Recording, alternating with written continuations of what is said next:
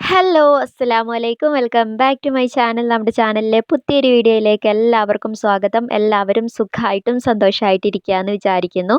അപ്പോൾ പതിവ് പോലെ തന്നെ രാവിലത്തെ കുറച്ച് വിശേഷങ്ങളൊക്കെ ആയിട്ടാണ് കേട്ടോ ഇന്നും വന്നിട്ടുള്ളത്.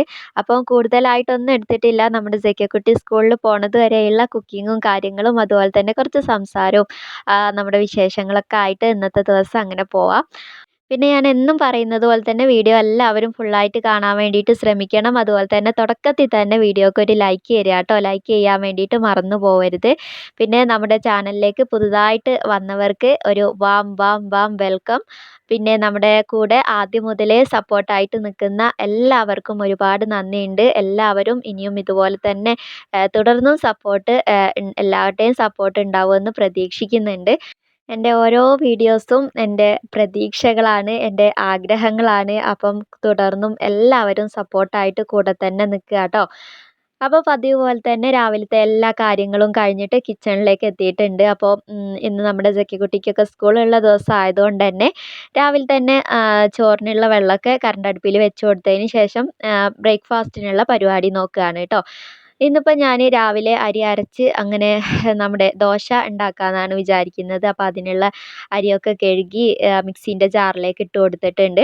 അപ്പോഴത്തേക്ക് നമ്മുടെ ചോറിനുള്ള വെള്ളമൊക്കെ തിളച്ചപ്പം ആ അരിയും കൂടെ ഒന്ന് കഴുകിയിട്ട് കൊടുക്കുകയാണ് കേട്ടോ. അപ്പോൾ ഇന്നിപ്പോൾ ചുറ്റും നോക്കിയാൽ ഫുള്ളായിട്ട് ആത്മഹത്യയും കാര്യങ്ങളൊക്കെയാണല്ലേ നടന്നുകൊണ്ടിരിക്കുന്നത്. അപ്പോൾ എല്ലാവരും ഓൾറെഡി വീഡിയോയിലൊക്കെ ഇങ്ങനെ പറഞ്ഞ് കേട്ട് കുറേ പേരൊക്കെ ഇങ്ങനെ വീഡിയോയിലൊക്കെ ഇങ്ങനെ പറയുന്നുണ്ട്. അപ്പം എനിക്ക് തോന്നി എന്തുകൊണ്ട് എനിക്കും ആ വിഷയത്തെക്കുറിച്ചൊന്ന് സംസാരിച്ചു കൂടാ എന്നുള്ളത്. കാരണം ഞാനും ഒരു പെണ്ണാണല്ലോ അല്ലേ. അപ്പോൾ ഈ കാര്യങ്ങളൊക്കെ കേട്ടുകൊണ്ടിരിക്കുന്ന എൻ്റെ സബ്സ്ക്രൈബേഴ്സിനോട്, സ്ത്രീകളായ നിങ്ങളോട് എനിക്ക് പറയാൻ വേണ്ടിയിട്ടുള്ളത്, ഒരുപാട് പ്രതിസന്ധികൾ നമ്മുടെ ജീവിതത്തിൽ നമുക്ക് നേരിടേണ്ടി വരും. ഒരിക്കലും ഒരാളെ ജീവിതവും അത്ര പെർഫെക്റ്റ് ആയിട്ട് അങ്ങനെ മുന്നോട്ട് പോകുന്നവരില്ല. ഇനി നമുക്ക് തോന്നുകയാണ് ഭയങ്കരമായിട്ട് പുറമെ കാണുന്നവരെ ജീവിതമൊക്കെ ഓരോരുത്തരൊക്കെ എന്തൊരു ഉഷാറായിട്ടാണ് പോണത്. പക്ഷേ എന്തായാലും ആ ഉള്ളിൻ്റെ ഉള്ളിൽ, ആ വീടിൻ്റെ ഉള്ളിലാണെങ്കിലും എവിടെയാണെങ്കിലും നമ്മളറിയാത്ത ഒരുപാട് പ്രശ്നങ്ങളൊക്കെ തരണം ചെയ്തിട്ട് തന്നെയാണ് ഓരോരുത്തരും ജീവിക്കുന്നത് ല്ലേ.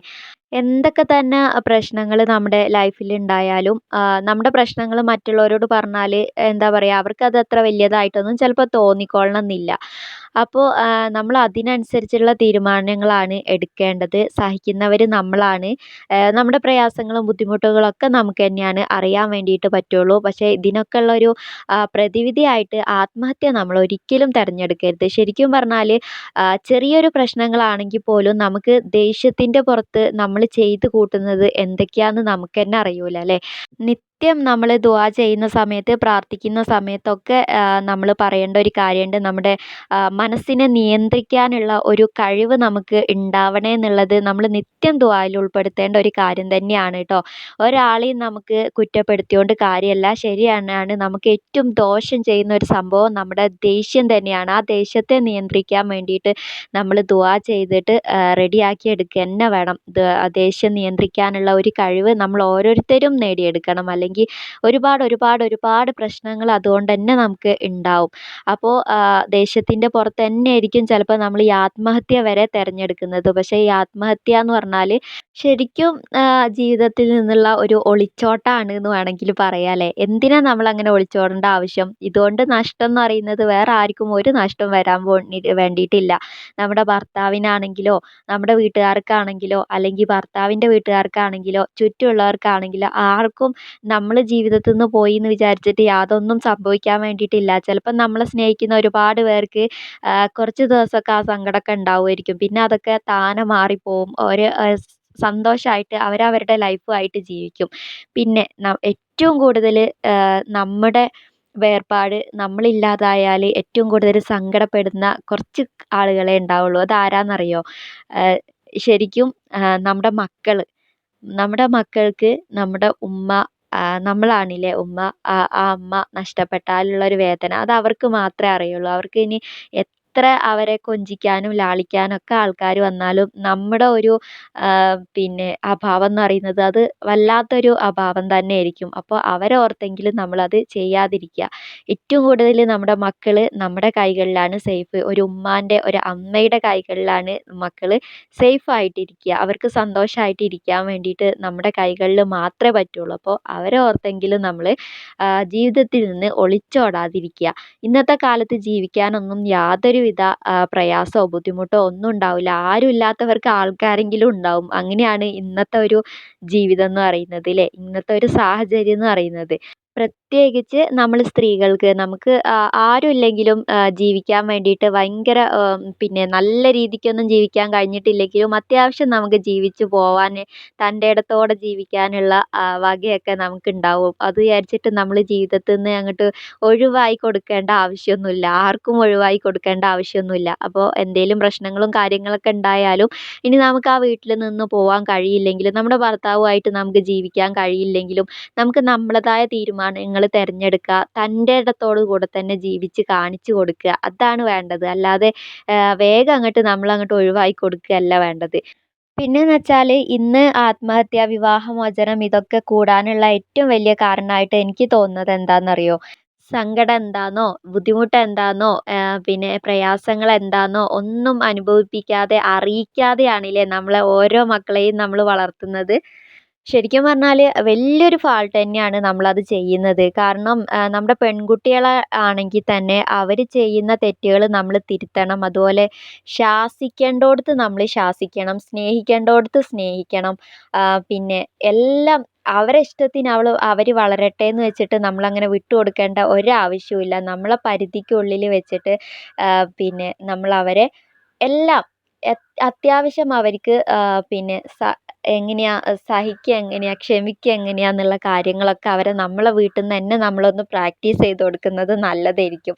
അത് വിചാരിച്ചിട്ട് വെറുതെ ഇങ്ങനെ അല്ല എന്താ ഞാൻ പറയുന്നതെന്നുള്ളത് നിങ്ങൾക്ക് മനസ്സിലായിട്ടുണ്ടാവുമല്ലോ. നമ്മളെ വീട്ടിൽ നിന്ന് നമ്മളൊന്നും അറിയാതെ ഒരു പിന്നെ വിഷമവും അവരെ അറിയിക്കാതെ നമ്മൾ വളർത്തിക്കഴിഞ്ഞ് അവരെ കെട്ടിച്ച് വിട്ട് മറ്റൊരു വീട്ടിലേക്ക് പോകുമ്പോൾ ടോട്ടലി ഡിഫറെൻ്റ് ആയിരിക്കും അല്ലേ അവിടുത്തെ കാര്യങ്ങൾ. ഇവിടുത്തെ ഉമ്മ പാവമാണെങ്കിൽ ചിലപ്പം അവിടുത്തെ ഉമ്മാൻ്റെ ക്യാരക്ടർ ചിലപ്പം കുറച്ചൊരു പരിവരുത്ത ക്യാരക്ടറൊക്കെ തന്നെ ആയിരിക്കും. അതല്ലെങ്കിൽ പിന്നെ ഇവിടുത്തെ ഉമ്മ കുറച്ച് പരിവരുത്ത ആളാണെങ്കിൽ അവിടുത്തെ ഉമ്മ ടോട്ടലി ഒരു സോഫ്റ്റ് ഉള്ള ആളായിരിക്കും. അങ്ങനെ മൊത്തത്തിൽ അങ്ങോട്ടും ഇങ്ങോട്ടൊക്കെ ചേഞ്ച് ആയിരിക്കും. ഇനി നമ്മൾ ഇവിടുന്ന് ഒട്ടും പിന്നെ എന്താ പറയുക ഒന്നും അനുഭവിക്കാതെ വളർത്തിയ ഒരു കുട്ടീനെ നമ്മൾ കെട്ടിച്ച് വിട്ട് കൊടുത്ത് അവിടുന്ന് ചിലപ്പോൾ ആ ഉമ്മാക്ക് ആ കുട്ടി ചെയ്ത എന്തെങ്കിലും തെറ്റുകളൊക്കെ ചിലപ്പോൾ തിരുത്തേണ്ടിയും ഒക്കെ വരും. അപ്പോൾ ആ സമയത്ത് ഈ കുട്ടി ഇങ്ങനെ കേട്ട് ശീലിച്ചിട്ടേ ഇല്ല. അപ്പോൾ ചെറിയൊരു പ്രശ്നത്തിന് പോലും അവൾ പൊട്ടിത്തെറിക്കാനും അതുപോലെ തന്നെ പിന്നെ എന്താ മറ്റു കാര്യങ്ങൾ തിരഞ്ഞെടുക്കാനും ഒക്കെ സാധ്യതയുണ്ട്. പിന്നെ അങ്ങോട്ട് പറച്ചിലായി ഇങ്ങോട്ട് പറച്ചിലായി മൊത്തത്തിൽ അവിടെ തുടങ്ങുകയാണല്ലേ പ്രശ്നങ്ങൾ. അപ്പോൾ നമ്മുടെ വീട്ടിൽ നിന്ന് തന്നെ നമ്മളെ മക്കളെ വളർത്തുന്ന സമയത്ത് നമ്മൾ ആ കാര്യങ്ങളൊക്കെ ഒന്ന് നല്ലോണം ശ്രദ്ധിക്കുക കേട്ടോ. ഞാനിപ്പോൾ അത് സിമ്പിളാക്കി വിടുമെന്നല്ല, ഒരുപാട് പ്രശ്നങ്ങൾ അനുഭവിക്കുന്ന ആൾക്കാരുണ്ട്. അപ്പോൾ നമ്മുടെ ജീവിതത്തിലുള്ള പ്രശ്നങ്ങളും പ്രയാസങ്ങളൊക്കെ നമുക്ക് സഹിക്കാനും ക്ഷമിക്കാനുള്ള ഒക്കെ ഒരു ഇത് കഴിവ് പടച്ചോൻ തരട്ടെ അല്ലേ. അപ്പോൾ ഇത്രയും കാര്യങ്ങളൊക്കെ എല്ലാവരും ഇതിനെക്കുറിച്ച് സംസാരിച്ചു. അപ്പോൾ എനിക്കും സംസാരിക്കണം എന്ന് തോന്നി. അതുകൊണ്ട് ഞാൻ സംസാരിച്ചതാണ് കേട്ടോ. ടോട്ടലി ഇതൊക്കെ കാണുമ്പോൾ കേൾക്കുമ്പോൾ ഒക്കെ നമുക്കൊരു വിഷമം തന്നെയല്ലേ. പ്രത്യേകിച്ച് നമ്മളെ മക്കളെക്കുറിച്ച് ആലോചിക്കുമ്പോൾ നമ്മൾ എന്തൊക്കെ വഴക്ക് പറഞ്ഞാലും എന്തൊക്കെ ശാസിച്ചാലും നമ്മളെ ഉമ്മാന്ന് വിളിച്ച് കരയുന്ന മക്കളല്ലല്ലേ നമ്മുടെ മക്കൾ. അങ്ങനെയുള്ള മക്കളെ ഓർത്തിട്ട് നമ്മൾ ഒരിക്കലും വേണ്ടാത്തൊരു തീരുമാനം നമ്മുടെ ജീവിതത്തിൽ എടുക്കുകയേ ചെയ്യരുത്, അവരുടെ സന്തോഷത്തിന് വേണ്ടിയെങ്കിലും. അപ്പോൾ ദാ നമ്മുടെ രാവിലത്തെ പണികൾക്ക് ഏകദേശം വിരാമം കുറിക്കാൻ പോവുകയാണ് കേട്ടോ. ഞാൻ ഇതിൻ്റെ ഇടയ്ക്ക് ഒരുപാട് കാര്യങ്ങളൊക്കെ ചെയ്തിട്ടുണ്ട്. നമ്മുടെ സഖിയക്കുട്ടീനെ എണീപ്പിക്കലും ബ്രഷ് ചെയ്യിപ്പിക്കലും ചായ കൊടുക്കലും അതിൻ്റെ ഇടയ്ക്ക് ഷെഫീക്ക ചായ കുടിയൊക്കെ കഴിഞ്ഞ് പണിക്ക് പോയിട്ടുണ്ട്. നമ്മുടെ ക്ലീനിങ്ങും കാര്യങ്ങളൊക്കെ തന്നെ നമ്മുടെ കൗണ്ടർ ടോപ്പിൻ്റെ കാര്യങ്ങളൊക്കെ കഴിഞ്ഞിട്ടുണ്ട് കേട്ടോ. പിന്നെ ഇനിയിപ്പോൾ കുറച്ച് പാത്രങ്ങളും കൂടെ കഴുകാൻ വേണ്ടിയിട്ടുണ്ട്. അപ്പോൾ നമ്മുടെ സ്ഥിരം വീഡിയോ കാണുന്നവർക്ക് തന്നെ അറിയാം രാവിലെ നമ്മുടെ സഖിയക്കുട്ടീനെ കൊണ്ടാക്കാൻ പോകുന്നതിന് മുമ്പുള്ള എൻ്റെ പണികളാണ് ഇതൊക്കെ എന്നുള്ളത്. രാവിലത്തെ പണികൾ രാവിലെ തന്നെ അങ്ങ് തീർന്നിട്ടുണ്ടെങ്കിൽ മനസ്സിനൊരു ആശ്വാസവും സമാധാനവും ഒക്കെ തന്നെയാണല്ലോ അല്ലേ. രാവിലത്തെ പണികൾ എന്ന് വെച്ചാൽ ഇതാണ് നമ്മുടെ കുക്കിംഗ്, അതുപോലെ തന്നെ പാത്രം കഴുകുക, ഇതൊക്കെ തന്നെയാണ് മെയിനായിട്ടുള്ള രാവിലത്തെ പരിപാടികൾ. അതുപോലെ അടിച്ചു വാരുക, തുടയ്ക്കുക, അലക്കുക, കുളിക്കുക അതൊക്കെ കഴിഞ്ഞിട്ടുണ്ടെങ്കിൽ സ്വസ്ഥതയോടെ സമാധാനത്തോടെ ഒരു ഭാഗത്ത് അങ്ങനെ ഇരിക്കാല്ലേ. പിന്നെ അതിൻ്റെ ഇടയ്ക്ക് കൂടെ നമ്മുടെ കുക്കിങ്ങും കാര്യങ്ങളൊക്കെ തന്നെ കഴിഞ്ഞിട്ടുണ്ടായിരുന്നു. അപ്പോൾ നിങ്ങൾ കണ്ടു എന്ന് വിശ്വസിക്കുന്നു. ഞാൻ പിന്നെ അവിടെ നമ്മുടെ വിഷയങ്ങളും കാര്യങ്ങളൊക്കെ ആയിട്ട് അങ്ങനെ പോയല്ലോ. അപ്പോൾ കാര്യമായിട്ടൊന്നും ഉണ്ടാക്കിയില്ല. ദോശ ഉണ്ടാക്കി. പിന്നെ അതുപോലെ തന്നെ അതിലേക്കൊരു ചട്നിയും പിന്നെ നമ്മുടെ സെക്കിക്കുട്ടി കൊണ്ടുപോകാൻ ക്യാരറ്റ് കൊണ്ട് ഒരു ഉപ്പേരിയും കൂടെ വെച്ച് പിന്നെ രാത്രിക്കത്തുള്ള കറികളും കാര്യങ്ങളൊക്കെ തന്നെ ഉണ്ട്. പിന്നെ ഉച്ചക്കേക്ക് ഞാൻ മാത്രമല്ലേ ഉണ്ടാവുള്ളൂ. അപ്പോൾ അതൊക്കെ വെച്ച് അഡ്ജസ്റ്റ് ചെയ്യാമെന്ന് വിചാരിച്ചു കേട്ടോ.